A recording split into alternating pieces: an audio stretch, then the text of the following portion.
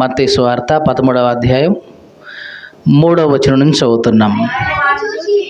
ఆయన వారిని చూచి చాలా సంగతులు ఉపమాన రీతిగా చెప్పెను. ఎట్లనగా, ఇదిగో విత్తువాడు విత్తుటకు బయలు వెళ్ళెను. జాగ్రత్తగా విందాం. యేసు ప్రభు చెప్పిన ఒక ఉపమానాన్ని ఇక్కడ మనం చూస్తున్నాం. ఇది ఎటువంటి ఉపమానం అంటే విత్తువాన్ని గూర్చిన ఉపమానం.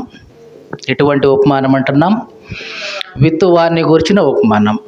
యేసు ప్రభు చెప్పాడు, విత్తనము దేవుని వాక్యం. విత్తేవాడు ఎవరు? దేవుడు, మనుష్య కుమారుడు. మరి విత్తబడుతుంది ఎక్కడ? నేల మీద. ఈ నేల దేన్ని చూపిస్తూ ఉందంటే మానవుని యొక్క హృదయం. ఈ విషయాలన్నీ చెప్తూ వస్తున్నాడు యేసు ప్రభు. చాలా జాగ్రత్తగా విందాం. ఎందుకు ఈ మాటలు మనం చెప్పుకుంటున్నామంటే, చాలాసార్లు మన హృదయాలు యేసు ప్రభు చెప్పిన ఈ 4 నేలల్లో ఏదో ఒక నేలకు మనకు హృదయాలు సూట్ అవుతాయి. మన హృదయం ఏ నేలకు సంబంధించింది అని కొద్దిగా మనం పరీక్షించుకుందాం. యేసు ప్రభు ఈ ఉపమానంలో 4 రకాలైన నేలల గురించి చెప్పాడు. ఎన్ని రకాలైన నేలలు? 4 రకాలు. మొదటి నేల ఎట్లాంటిదంటే త్రొక్కబడిన నేల. ఎట్లాంటిదంటున్నాం? త్రొక్కబడిన నేల. అంటే విత్తేవాడు ఇలాగే విత్తనాలు విత్తుతూ ఉంటే, ఇలాగ చల్లుతూ ఉంటే కొన్ని విత్తనాలు త్రోవ పక్కన పడ్డాయి. త్రొక్కబడింది ఆ త్రోవ పక్కన పడ్డాయి. వెంటనే పక్షులు వచ్చేసి ఆ విత్తనాలు ఎత్తుకొని పోయాయి. ఆ నేల మీద ఇక విత్తనాలు లేవు, ఖాళీనే. అది ఇది ఎటువంటిదంటే త్రొక్కబడిన నేల. ఒక్క మాటలో చెప్పాలంటే బండబారిపోయిన నేల. బండబారిపోయింది కాబట్టి విత్తనం చల్లగానే లోపలికి వెళ్ళలా. నేల గనక మెత్తగా ఉంటే ఏమయ్యేది? ఇలా విత్తనం చల్లగానే ఆ ఫోర్స్కి విత్తనం లోపలికి దూరిపోయి ఉండేది మట్టిలోకి. కానీ ఆ నేల అట్లా లేదు కదా, బండబారిపోయింది, ఎండిపోయిన నేల. ఆ చల్లితే లోపలికి దూరిపోలేదు సరిగదా, పైనే ఉండిపోయింది. ఆ పైన కనబడుతున్న విత్తనాలని ఆకాశంలో ఎగురుతున్న పక్షులు చూశాయి. వెంటనే ఆ విత్తనాలను ఎత్తుకొని పోయాయి. అంటే ఆ నేల మీద ఇక విత్తనం లేదు. విత్తనం లేదు కాబట్టి మొలకెత్తేది లేదు.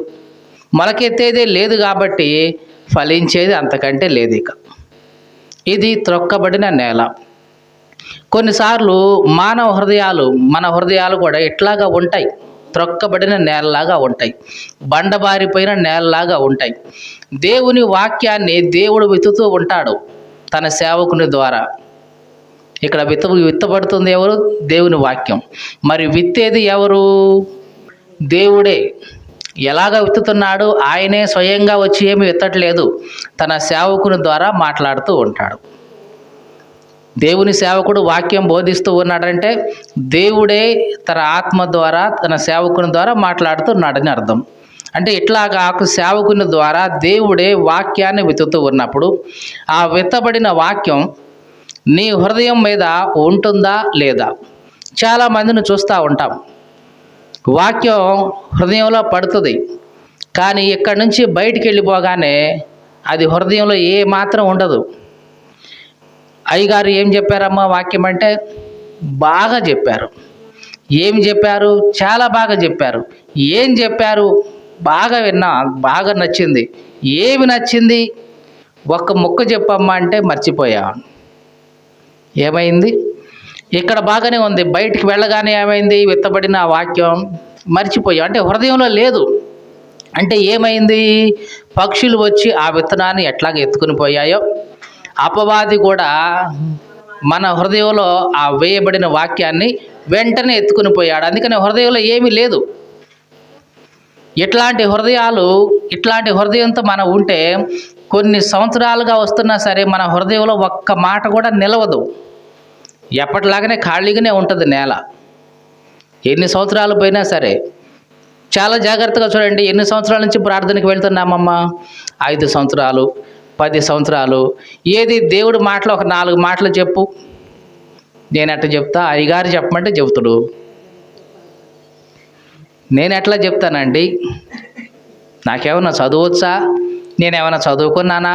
ఇట్లాంటివన్నీ అంటాం మనం సహజంగా. చదువు వచ్చినా సరే మనం చెప్పగలిగే పరిస్థితి ఉండదు. ఎందుకంటే మన హృదయంలో అది నిలవలేదు కాబట్టి. మన హృదయంలో అది నిలవాలి. దీంతో చదువుకు సంబంధం లేదు. మీకు అర్థమైందండి? దేవుని వాక్యం మన హృదయంలో నిలవాలి. దీనికి చదువుతో సంబంధం లేదు. మన హృదయం మెత్తటి నేల అయితే చాలు, ఆ నేలలో ఆ వాక్యం దూరిపోతుంది. ఒక ఆమె, అంతకుముందు కూడా చాలాసార్లు చెప్పాను, ఒక ఆమెకి ఒక భర్త అన్నాడంటే, అమ్మా నువ్వు ప్రార్థనకి వెళ్తున్నావు కదా, అక్కడ ఆ పాస్టర్ గారు ఏమైతే చెప్తాడో ఏవో కొన్ని మాటలైనా సరే గుర్తుంచుకొని నాతో నువ్వు చెప్పాలి అని అంటే, సరేనయ్యా అని బయలుదేరి ప్రార్థనకి వెళ్ళిపోయింది. ప్రార్థన బాగానే అయ్యగారు, అమ్మ అందరికీ వందనాలు, వచ్చారా రండి అన్నాడంట.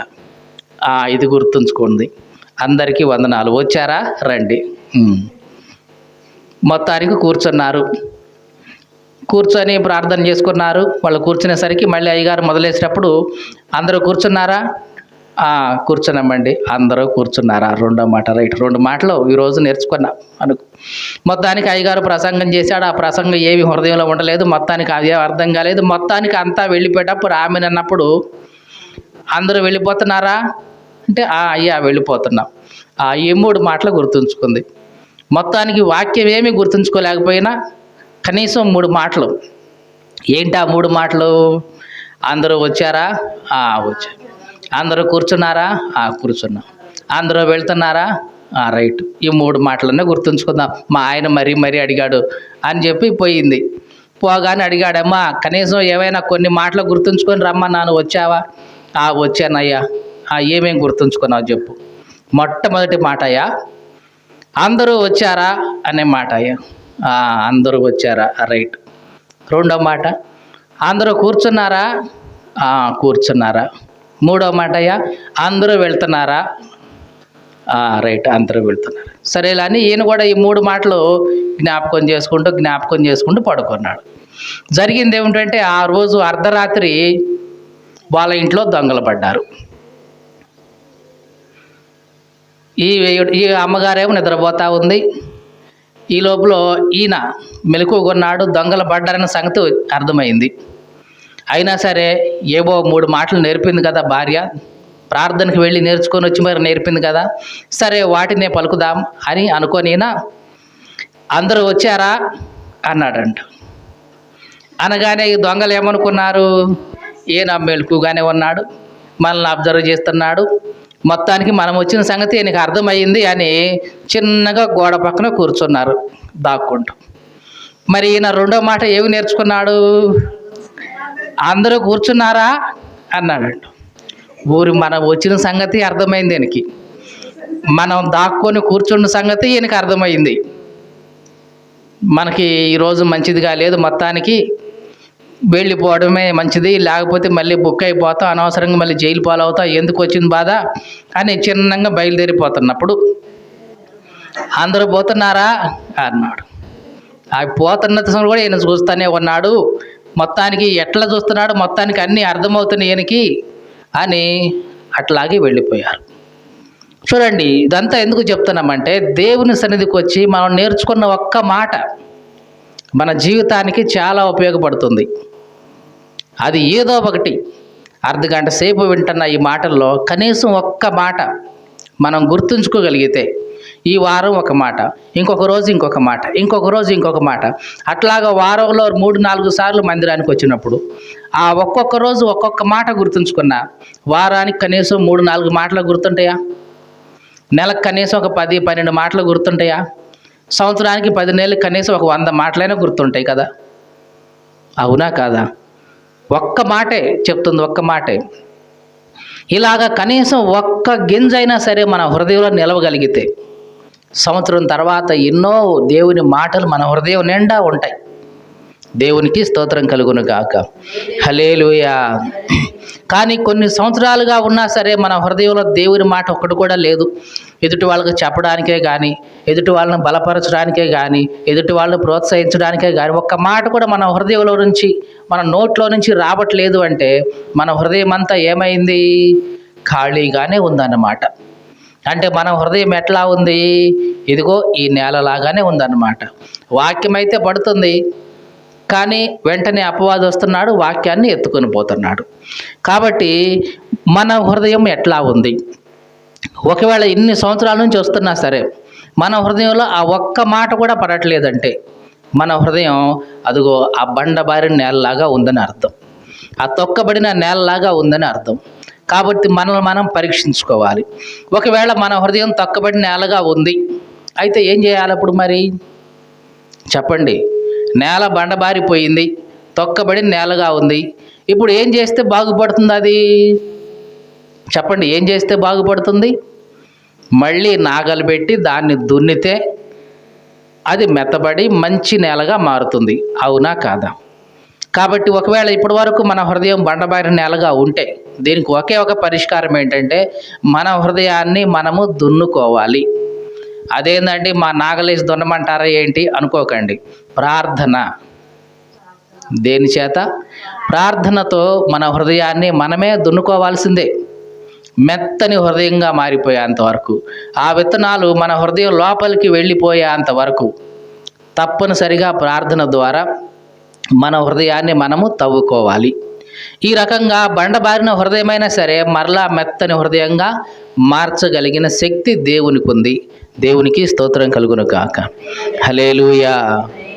ఇక రెండవ నేలగా యేసు ప్రభు ఏం చెప్పాడంటే కొన్ని చాలా మన్ను లేని రాతి నేలను పడ్డాయి. రెండవ నేల ఎటువంటిది అంటున్నాడు? రాతి నేల. ఎటువంటిది? రాతి నేల. రాతి నేల అంటే ఎట్లాంటిది? పైన కాస్త మన్ను ఉంది, ఎంత ఒక బెత్తడి మందం మట్టి ఉంది, కానీ లోపలంతా ఏమున్నాయి? రాళ్ళు ఉన్నాయి. చూడగానే అందరికీ నేల బాగుంది అనిపించే విధంగానే ఉంది. విత్తనం వేయగానే విత్తనం లోపలికి వెళ్ళిపోయింది, ఇబ్బంది ఏమి లేదు, విత్తనం లోపలికి దూరిపోయింది. విత్తనం మొలకెత్తింది, 4 ఆకులు కూడా వేసింది. కానీ 4 ఆకులు వేస్తే ఉపయోగం లేదు కదా. ఎప్పుడైతే సూర్యుడు వచ్చాడో, ఎండ వచ్చి దాని మీద పడిందో, ఇక అంతే, వేరు లోపలికి పోవడానికి అవకాశం లేదు. ఇక వేరు లోపలికి పోయే అవకాశం లేదు కాబట్టి వెంటనే ఎండిపోయింది. చాలాసార్లు మానవ హృదయాలు ఇట్లాగే ఉంటాయి. సేవకుడు వాక్యాన్ని విత్తుతాడు, దేవుడు తన సేవకుని ద్వారా వాక్యాన్ని విత్తుతాడు, లోపలికి వెళుతుంది, హృదయంలోకి మొలుస్తుంది, అది మొక్క ఇస్తుంది. కానీ ఆ మొక్క కాస్త పెద్దగా అవ్వదు, కొంతకాలం ఉండి ఎండిపోతుంది. దేనికోసం ఎండిపోయింది? సూర్యుడి యొక్క వడగాలి ఎండ గట్టిగా తగలగానే ఎండిపోయింది. చాలాసార్లు మనం ఇట్లాగే ఉంటాం. ఇది రాతి నేల హృదయం కలిగిన వాళ్ళు. పైన మన్ను బాగానే ఉంటుంది, వినగానే వాక్యాన్ని అంగీకరిస్తాం, బాగా చెప్పారు, గుర్తుంచుకుంటాం, అది కాస్త మొలుస్తుంది. కానీ ఇంకా పెరగకుండా ఫలించకుండా ఎండిపోతుంది. సూర్యుడు ఉదయిస్తే వడగాలి కొడితే ఎండిపోతుంది. ఈ సూర్యుడి ఉదయించడం, వడగాలి కొట్టడం అనేది జీవితంలో మనకు వచ్చే పరీక్షలకి, వచ్చే కష్టాలకి, శ్రమలకి, శోధనలకి ప్రతీక. మీకు అర్థమైందా? మొక్క అయితే మొలిచింది, కానీ ఎండిపోయింది దేనివల్ల? సూర్యుడు గట్టిగా ఎండ వచ్చేసింది, వడగాలి కొట్టింది, ఎండిపోయింది. కొన్నిసార్లు అంతా బాగానే ఉంటుంది, కానీ ఎప్పుడైతే శ్రమలు వస్తాయో, కష్టం వస్తుందో, నష్టం వస్తుందో, శ్రమ వస్తుందో, ఇరుకులు, ఇబ్బందులు ఇవన్నీ కూడా ఎదురవుతాయో, వెంటనే ఇక ఫలించడం కాదు కదా, పూర్తిగా ఎండిపోతాం. చాలామంది ఎట్లాగే చేస్తుంటారు. మీకు అంతా బాగున్నప్పుడు దేవునితో మంచిగా ఉంటారు, చాలా ఆత్మీయంగా ఉంటాం, ప్రార్థనకు వస్తాం, అన్నీ చేస్తాం. కానీ ఎప్పుడైతే కొంచెం కష్టం రాగానే, అది వాళ్ళకే కానివ్వండి, కుటుంబంలోనే కానివ్వండి, కుటుంబంలో ఉన్న పిల్లలకే కానివ్వండి, భార్యకే కానివ్వండి, భర్తకే కానివ్వండి, ఎవరికో ఒకటి ఏదో ఒక కష్టం రాగానే ఇక వాక్యం మొత్తం ఎండిపోతుంది. ఆ వచ్చిన మొక్క కాస్త ఎండిపోతుంది. దేవుడు నాకేం చేశాడు? నేను ఎందుకు రావాలి ప్రార్థనకి? ఎంత మంచిగా ఉంటున్నాను, ఎంత ప్రార్థన చేసుకుంటున్నాను, ఎట్లాంటి నాకే దేవుడు ఎంత శ్రమ పెట్టిండు తెలుసా అమ్మా అని ఇలాగా మన ఆత్మీయ జీవితంలో ఎండిపోతూ ఉంటాం. కాబట్టి మన హృదయం ఏ రకమైన నేలగా ఉంది? ఒకవేళ ఇట్లా బండబారిన నేలగా ఒకవేళ మన హృదయం ఉంటే మరి ఏంటి పరిష్కారం? చెప్పండి, ఏంటి పరిష్కారం? ఇక్కడ లోపల బండ అనేది దేనికి సాదృశ్యం అంటే మానవ హృదయంలో దాగి ఉన్న పాపాలు. దేనికి సాదృశ్యం? లోపల ఏమున్నాయి? బండ ఉంది. అంటే దాచబడిన పాపాలు ఏవో ఉన్నాయి. అవి దేవునికే కానీ చుట్టూ ఉన్న వాళ్ళకే కానీ ఎవరికి తెలియకున్నటువంటి రహస్య పాపాలు ఉన్నాయి. అందుకనే ఈ మొక్క లోపలికి వెళ్ళడం లేదు, వేరు లోపలికి వెళ్ళడం లేదు. మరి ఏం చేయాలి? ఏవైతే రాళ్ళు ఉన్నాయో వాటన్నిటిని కూడా తీసివేసుకోవాలి. దేవుని సన్నిధిలో ప్రార్థన అనే నాగలితో దున్ని ఆ లోపల ఉన్న రాళ్ళన్నీ కూడా రహస్యంగా ఉన్నటువంటి రాళ్ళు ఏవైతే ఉన్నాయో వాటన్నిటిని కూడా తీసివేసుకోవాలి. అవి రహస్యమైన అలవాట్లే కావచ్చు, ఎవరికి తెలియని అలవాట్లే కావచ్చు, ఎవరికి తెలియని పాపమే కావచ్చు. ఈ పాపం నేను చేస్తుంటే ఎవరు చూశారేంటి, ఎవరు చూడలేదు కాబట్టి నాకే ఇబ్బంది లేదులే అని ఎట్లా అనుకునేవి చాలా ఉంటాయి. రహస్యంగా ఉంటాయి, అవి ఎవరికీ తెలియవు. వాటన్నిటిని నువ్వు తీసివేసుకుంటే నీ హృదయం మళ్ళీ మెత్తటి నేలగా ఉంటుంది, మంచి నేలగా ఉంటుంది. దేవునికి స్తోత్రం కలుగునుగాక. హల్లెలూయా. ఇక మూడో రకమైన నేల కొన్ని మొండ్ల తుప్పల్లో పడినాయి. ఇది ఎటువంటి నేల అంట? మొండ్ల తుప్పలు ఉన్న నేల. నేల మంచిదే, కానీ దాని మీద ఆల్రెడీ అప్పటికే ఏమున్నాయి? మొండ్ల తుప్పలు ఉన్నాయి. ఈ విత్తనం మంచి నేల కాబట్టి వెళ్ళిపోయింది, మొత్తానికైతే మొలిచింది, పెరుగుతుంది. కానీ అప్పటికే ఏం ఉన్నాయి అక్కడ? ముళ్ళతంపు ఉంది కదా, ముళ్ళకాంపు ఉంది కదా. ఈ విత్తనం పెరుగుతూ ఉంటే, మొక్కేసి ఎదుగుతూ ఉంటే ఈ చుట్టూ ఉన్న ముళ్ళ చెట్లు ఊరుకుంటాయా? ఊరుకోలా. అవి కూడా పెరిగి దాన్ని అణిచివేసాయి. దానికి గాలి ఆడక ఊపిరాడక అది అట్లాగే అవిసిపోయింది ఆ చెట్టు. కొన్నిసార్లు మానవ హృదయంలో ఈ మొండ్ల తుప్పలనేవి ఉంటాయి. ఏముంటాయి? మొండ్ల తుప్పలు. ఏమిటి మొండ్ల తుప్పలు? యేసు ప్రభు ఏం చెప్పాడంటే ఈ మొండ్ల తుప్పలు అనేవి ఐహిక విచారం, ధన మోసం. అంటే ఐహిక విచారం. ఐహిక విచారం అంటే ఏమి తినాలి, ఏమి తాగాలి, ఏవి ధరించుకోవాలి, రేపు జీవితం ఎట్టా, రేపు ఇంట్లో నాటకం ఎట్టా. వాడాము ఈ మాట ఎప్పుడన్నా? రేపు ఇంట్లో నాటకం ఎట్టా. నాటకం అంటే అన్నం ఏంటి, కూర ఏంటి, ఇవన్నీ మనం దీన్ని మొత్తాన్ని కలిపి చిన్నగా ఏమంటాం? నాటకం అనే పేరు పెట్టేశాం. రేపు నాటకం ఎట్ట వెళ్ళిద్ది, ఇట్లాంటి వాటి గురించి పదే పదే వీటి గురించి ఆలోచిస్తావు చూసావా? ఇది ఐహిక విచారం. ఇంకా ఇట్లాంటి ముండ్ల తుప్పలు ఇంకోటి యేసుప్రభు అన్నాడు, ఐహిక విచారం, ధన మోసం. ధన మోసం అంటే ధనం అనేది మన హృదయాన్ని మోసం చేస్తూ ఉండడం. అంటే ఈ లోకంలో దేవునికి ప్రత్యామ్నాయంగా ఉండేవి ఏమిటంటే డబ్బే. మీకు తెలుసా, చాలామంది ఏమనుకుంటారంటే దేవుడికి ప్రత్యామ్నాయంగా అంటే దేవుడికి పోటాపోటీగా ఉండేది అపవాది అనుకుంటారు చాలామంది. కానీ అపవాది కాదు. దేవునికి పోటాపోటీగా నీవా నేనా అని అన్నట్లుగా ఉండేది ఈ లోకంలో ఏంటంటే డబ్బు. అందుకని యేసు ప్రభు చెప్పేటప్పుడు మీరు దేవుణ్ణి అపవాదిని సేవించలేరు అనలేదు, మీరు దేవుణ్ణి సిరిని సేవించలేరు అన్నాడు. అంటే సేవిస్తే దేవుణ్ణన్నా సేవించాలి, లేకుంటే సిరినన్నా సిరి అంటే డబ్బు, సంపద. లోకంలో ఉన్న ప్రతి మనిషి రెండిట్లో ఏదో ఒక దానికి కనెక్టే ఉంటాడు, దేవుడా డబ్బా. చాలామంది ఈ లోకాన్ని నడిపించేది ఎవరంటే డబ్బే అంటారు. తెలుసా అండి? ఈ లోకాన్ని నడిపించేది ఎవరంటే డబ్బే అంటారు. ధనం మూలం ఇదం జగత్. ఇంకా ఏమంటారు తెలుసా? పైసామే పరమాత్మ. పరమాత్మ అంటే ఎవరు? దేవుడు. పైసామే పరమాత్మ అంటే ఆ పైసాలోనే దేవుడు ఉన్నాడు. అంటే దేవుడే డబ్బు. అంటే వీళ్ళు ఎవరిని ఆశిస్తున్నారు? డబ్బుకే ప్రాముఖ్యత ఇస్తున్నారు. డబ్బు అవసరం లేదండి, మరి సంపాదించుకోవద్దండి, డబ్బు సంపాదించొద్దని యేసుప్రభు చెప్పలా, కూడబెట్టొద్దని యేసుప్రభు చెప్పలా. కానీ అది నీ హృదయంలోకి వచ్చి నిన్ను మోసం చేయకూడదు. మీకు అర్థమైందా? చాలామంది ఏమనుకుంటారంటే దేవుడు డబ్బు సంపాదించొద్దన్నాడు, డబ్బులు దాచుకోవద్దన్నాడు, ఇట్లాగంటే అట్లాంటిది ఏమి యేసుప్రభు అనలా. కాకపోతే డబ్బు బ్యాంకులో ఉండొచ్చు, నీ జేబులో అయినా ఉండొచ్చు, కానీ నీ హృదయంలోకి అది రాకూడదు. నీకు అర్థమైందే మాట? డబ్బు నీ చేతిలో ఉండొచ్చు, నీ పర్సులో ఉండొచ్చు, అవసరమైతే నీ బ్యాంకులో ఉండొచ్చు, ఇబ్బంది లేదు. కానీ అదే డబ్బు నీ హృదయంలోకి రాకూడదు.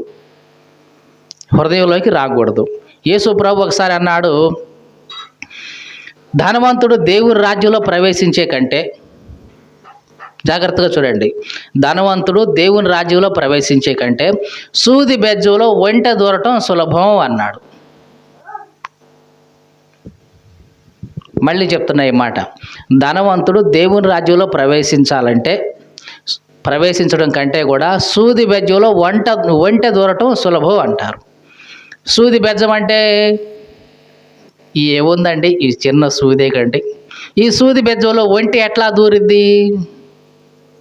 అసలు ఇది సాధ్యమేనా? మీరు చెప్పండి. సూది బెజ్జంలో ఒంటె ఎట్లాగ దూరుతుంది? దూరదు. కాబట్టి ధనవంతుడు కూడా దేవుని రాజ్యంలో ప్రవేశించడు అని అనుకుంటారు. యేసు ప్రభు ఎట్లాగనలేదు, కష్ట సాధ్యం అన్నాడు. అంటే సూది బెజ్జంలోకి ఒంటె దూరుతుంది. ఎట్లా దూరుతుందండి? సూది బెజ్జం ఎంత అండి ఉండేది? ఎంత ఉంటుందండి? దాంట్లో దారం దూర్చడమే కష్టమండి. అట్లాంటి దాంట్లోకి ఒంటి ఎట్లా దూరుద్దండి అంటారేమో. సూది బెజ్జం అంటే యేసు ప్రభువు చెప్తున్నట్టుగా ఇది మనం మాకు కొడుతున్న సూది కాదు, బట్టలు కొట్టే సూది కాదు. ఇశ్రాయేల్ దేశంలో 2 గట్టులు ఉంటాయి అటు ఇటు. ఆ 2 వాటిని ఏమంటామంటే సూది గట్టులు అంటారు. అది చిన్నదనమాట, చాలా సన్నగా ఉంటుంది. ఆ సూది గట్టు ఆ రంధ్రంలో నుంచి, ఆ చిన్న గ్యాప్లో నుంచి మనిషి దూరటమే చాలా కష్టంగా ఉంటుంది. కానీ ఒంటెలు కూడా చాలా కష్టపడి దూరతాయి. మనిషి దూరటం కష్టంగా ఉంటే ఒంటెలు మనిషి కంటే కూడా ఎత్తుంటాయి. అవి కూడా దాంట్లోంచి దూరాలంటే ఆ ఒంటె బాగా తను తగ్గించుకొని ఇట్లాగా పాక్కుంటూ కష్టపడిపోతే ఆ సూది బెజ్జలోంచి బయటికి వెళ్తుంది. ఇంకొకటి ఏంటంటే సూది బెజ్జం అంటే యెరూషలేముకి గుమ్మాలు ఉంటాయి, తలుపులు వేస్తారు. ఆ తలుపు వేసిన తర్వాత పెద్ద తలుపు ఉంటుంది, తర్వాత చిన్న తలుపు దాని పక్కనే ఉంటుంది. మీరు చాలాసార్లు కొన్ని పెద్ద గేట్లు పక్కన ఒక చిన్న గేటు కూడా ఉండటం చూసే ఉంటారు. పెద్ద గేట్లోంచి అన్నీ పోతాయి, కానీ చిన్న గేట్లోంచి పోవాలంటే కొంచెం కష్టపడాలి, కొంచెం వంగాలి, అట్లా ఇబ్బంది పడుకుంటూ పోతాం. అట్లాగే సూది బెజ్జం అని ఉంటుంది, ఒక చిన్నది సూది బెజ్జం ఉంటుంది. ఆ సూది బెజ్జాన్ని ఏమంటారంటే ఆ పెద్ద గేటుకి ఆ పక్కనే ఉన్న చిన్న గేటుని ఏమంటారంటే సూది బెజ్జం అంటారు. అట్లాంటి చిన్న గేట్లో నుంచి ఒక మనిషి దూరాలి అంటే మనిషి బాగా వంగి లోపలికి వెళ్ళాలి. మరి అట్లాంటి సూది బెజ్జంలోకి ఒంటె పోవాలి అంటే ఒంటె కూడా బాగా వంగిపోయి బాగా తగ్గించుకొని అప్పుడు కష్టపడి ఒంటె కూడా దూరుతుంది. అట్లాగే ధనవంతుడు కూడా దేవుని రాజ్యంలో ప్రవేశించాలంటే అంత కష్టపడాలి అంటాడు. ఎందుకు అంత కష్టం? ఎందుకంటే ధనవంతుడి యొక్క మనసు ఎప్పుడు తన ధనం మీద ఉంటుంది, తన హృదయం ఎప్పుడు తను సంపాదించిన ధనం మీద ఉంటుంది. ఆ మనసు ధనం మీద నుంచి పక్కకు మళ్ళించి దేవుడి మీద పెట్టాలి అంటే చాలా కష్టం. ఎవరైతే వాళ్ళ మనసుని డబ్బు మీద కాకుండా దేవుడి మీద పెడతారో, కష్టపడైనా సరే దేవుడి మీద వాళ్ళ మనసు పెడతారో వాళ్ళు దేవుని రాజ్యంలో ప్రవేశిస్తారు. మీరు చాలా జాగ్రత్తగా చూడండి. బైబిల్లో అబ్రహాము ధనవంతుడా కాదా? ఎంత ఆస్తి ఉంది. మరి అబ్రహాము దేవుని రాజ్యంలో ఉన్నాడా లేదా? ఉన్నట్లేగా. మరి ఇస్సాకు ధనవంతుడా కాదా? మరి దేవుని రాజ్యంలో ఉంటాడా లేదా? మరి యోసేపు, యాకోబు వీళ్ళందరూ ధనవంతులేగా. వీళ్ళందరూ దేవుని రాజ్యంలో ఉంటారా లేదా? ఉంటారు. మరి యోబు ధనవంతుడేగా, ఆ దేశం మొత్తంలో ధనవంతుడేగా. మరి యోబు దేవుని రాజ్యంలో ఉంటాడా? ఉండడా? ఉంటాడు. కాబట్టి వీళ్ళందరూ కూడా వీళ్ళకి ఇది లోకంలో ఉన్నప్పుడు ధనం ఉంది, ఆ ధనం వాళ్ళ హృదయంలో లేదు. మీకు అర్థమైందండి? డబ్బు ఉండొచ్చు నీకు, ఆ డబ్బు నీ హృదయంలో ఉండకూడదు. నీ హృదయంలో ఎవరు ఉండాలి? దేవుడు మాత్రమే ఉండాలి. అందుకని యేసు ప్రభు మీరు డబ్బుని దేవుణ్ణి సేవించలేరు అన్నాడు. ఈ లోకంలో చాలామంది డబ్బునే సేవిస్తారు. ఉదయం లేగానే డబ్బుకే దండం పెట్టుకుంటారు. డబ్బు ఏదైనా కింద పడగానే దాన్నే కళ్ళకు అద్దుకుంటారు. అంటే వాళ్ళు దాన్ని దేవుడిలాగానే భావిస్తున్నారన్నమాట. చాలాసార్లు మనం కూడా చేసే ఉంటాం కదా, డబ్బులు కింద పడితే దాన్ని పట్టుకొని 2 కళ్ళకు అద్దుకునేవాళ్ళు. అట్లా చేస్తున్నామంటే అర్థం ఏంటి? ఆ డబ్బునే నువ్వు దేవునిలాగా భావిస్తున్నావు అనమాట. అది కింద పడితే అదేదో దేవుడు కింద పడినట్లుగా ఫీల్ అవుతున్నావు అనమాట. కాబట్టి ధన మోసం, దీన్నే ఏమంటున్నాం? ధన మోసం. అంటే మన హృదయంలో ధనం మనల్ని మోసం చేసే విధంగా, దేవుని కంటే దానికే ప్రాముఖ్యత ఇచ్చే విధంగా ఉంటుంది. ఇది ధన మోసం. ఇట్లాంటి ధన మోసం మన హృదయంలో మొండ్ల తుప్పలాగా ఉంటుంది. ఐహిక విచారం, ఏవి తినాలి, ఏవి తాగాలి, ఏమి ధరించుకోవాలి, ఇట్లాంటివన్నీ కూడా ఐహిక విచారంగా మొండ్ల తుప్పు ఉండి, ఇంకొక మొండ్ల తుప్పు ఎటువంటిదంటే ధన మోసం. ధన మోసం అంటే ధనం మన హృదయాన్ని మోసం చేస్తుంది. దేవుడి కంటే ఇదిగో దీనికే ప్రాముఖ్యత ఇచ్చే విధంగా. ఆ దేవుడు ఏం చేస్తాడు, అదే డబ్బు చూడు ఎంతైనా చేసిద్ది, ఏవైనా చేసిద్ది అని అనిపించేలాగా ధన మోసం అనేది లోకంలో పనిచేస్తూ ఉంటుంది. మన హృదయంలో ఇవి ఉంటే కనుక, రెండిట్లో ఏదున్నా సరే, మీకు అర్థమైందా? ఐహిక విచారాలున్నా, ధన మోసమున్నా, ఇవి పెరిగి దేవుని వాక్యాన్ని అణిచివేస్తాయి. ఇక పెరగవు, దేవుని వాక్యం పెరగదు. మరి ఒకవేళ మన హృదయం ఎట్లా ఉంటే మరి ఏంటి పరిస్థితి? ఏంటంటే ఎప్పటిలాగానే ఇదిగో ఈ ముండ్ల తొప్పులన్నీ కూడా దున్నేసేయాల్సిందే. ఐహిక విచారం ఉందా? ఇదిగో ప్రార్థనకి వెళ్ళి, ప్రభువా ఇదిగో నీవు నన్ను పోషిస్తావని నమ్మకం నాకుంది, నీవు నాకు ఆహారం ఇస్తావని నమ్మకం నాకుంది. విశ్వాసం ద్వారా, ప్రార్థన ద్వారా దున్నేసి నీ హృదయాన్ని, ఆ ముండ్ల తొప్పులన్నీ నువ్వు పెరికి వేసుకోవాల్సిందే. నరికివేయి లేదా పెరికివేయి. మొత్తానికైతే నీ హృదయాన్ని మంచిగా చేసుకోవాల్సిన బాధ్యత నీ మీదే ఉంది. ఇక చివరిగా యేసు ప్రభు చెప్పిన మరొక నేల ఎటువంటిదంటే మంచి నేల. జాగ్రత్తగా చూడండి, ఎటువంటి నేల ఇది? మంచి నేల. ఈ మంచి నేలలో ముండ్ల తుప్పలు లేవు. అలాగని కింద రాతి నేల అంటే కాదు, రాళ్ళు కూడా లేవు. అలాగని తొక్కబడిన నేల అంటే అది కూడా కాదు. మంచి నేల, బండబారిపోలేదు, లోపల రాళ్ళు లేవు, పైన ముండ్ల తుప్పలు లేవు. మంచి నేల. ఈ మంచి నేల మీద విత్తనం పడింది. జాగ్రత్తగా వినండి, మంచి నేల మీద విత్తనం పడింది. విత్తనం పడిన తర్వాత యేసు ప్రభు ఏమన్నాడు? అది మొలిచి పెరిగి ఫలించి, ఎట్లాగా ఫలించిందంట చదువుదాం. 1 100 1 60 1 30 ఫలించింది. జాగ్రత్తగా చూడండి, విత్తనం మంచిదే, నేల మంచిదే, మరి అన్నీ 100% ఫలించలేదేంటి? మీకు అర్థమైందా? విత్తనం మంచిదే, నేల మంచిదే, కానీ ఒక విత్తనం ఎట్లా మొలిచిందంట? 100. ఇంకొక విత్తనం 60%, ఇంకొక విత్తనం 30% ఫలించింది. మరి మిగతా వాటి సంగతి ఏంటి? నేల మంచిదే, విత్తనం మంచిదే అయినప్పుడు అన్నీ కూడా 100కు 100% ఫలించాలి కదా, ఫలించట్లా. ఒకటేమో 100% ఫలిస్తే, ఇంకొకటి 60%, ఇంకొకటి 30%. ఇప్పుడు 100% ఫలించింది, దాని గురించి మాట్లాడాల్సిన పని లేదు, ఓకే పక్కన పెడదాం కాసేపు. మరి ఒకటి 60% ఫలించింది, ఆ మిగిలిన 40% సంగతి ఏంటి చెప్పండి? ఆ మిగిలిన 40% సంగతి ఏంటి? చాలా జాగ్రత్తగా చూడండి. మనమందరం కూడా దేవుని వాక్యం వింటున్నాం. ఇలాగా విత్తనాలు వెళ్తున్నాయి, హృదయంలో పడుతున్నాయి, అన్ని మంచి విత్తనాలే, అంతా మంచి నేలే. అయినా సరే అందరూ కూడా 100కి 100% ఫలించలేరు. ఎందుకంటే ఆ రిసీవింగ్ పవర్, యేసుక్రీస్తు దీన్నే గ్రహించే సామర్థ్యం అన్నాడు. ఏమిటది? గ్రహించే సామర్థ్యం. కొంతమందికి గ్రహించే సామర్థ్యం 60% ఉంటుంది. ఆ 60% వరకే వాళ్ళు ఫలిస్తారు. మరి మిగతా 40% సంగతి ఏంటి? ఆ 40%ని దేవుడు ఇంకొక దాంట్లో వాళ్ళని వాడుకుంటాడు. మీకు అర్థమైందా? అందరికీ 100కు 100% వాక్యాన్ని విని గుర్తుంచుకోలేరు. కొంతమంది 100కు 100% వాక్యం గుర్తుంచుకుంటారు. అంటే అయ్యగారు ఎట్లా మొదలుపెట్టిండు, ఏ మాటలు చెప్పిండు, ఆ చివరి దాకా గుర్తుంచుకొని చెప్పేస్తారు. వీళ్ళు 100కు 100% ఫలించేవాడు. మరి కొంతమంది 60% ఫలిస్తారు. అంటే వీళ్ళ యొక్క రిసీవింగ్ పవర్, గ్రహించే సామర్థ్యం ఎంత ఉంటుందంటే 60% ఉంటుంది. కొంతవరకే 60% గుర్తుంచుకుంటారు. మరి మిగతా 40% సంగతి ఏంటి? ఆ మిగతా 40%ని దేవుడేం వదిలేయడు. ఆ వాళ్ళ యొక్క 40% అనేది ఇంకొక చోట దేవుడు వాడుకుంటాడు. అంటే ఎవరైతే 60% మాత్రమే రిసీవింగ్ పవర్ ఉందో వాళ్ళకి ఇంకొక 40% ఇంకొక యాక్టివిటీస్లో దేవుడు పార్టిసిపేట్ చేసేలాగా చేస్తాడు.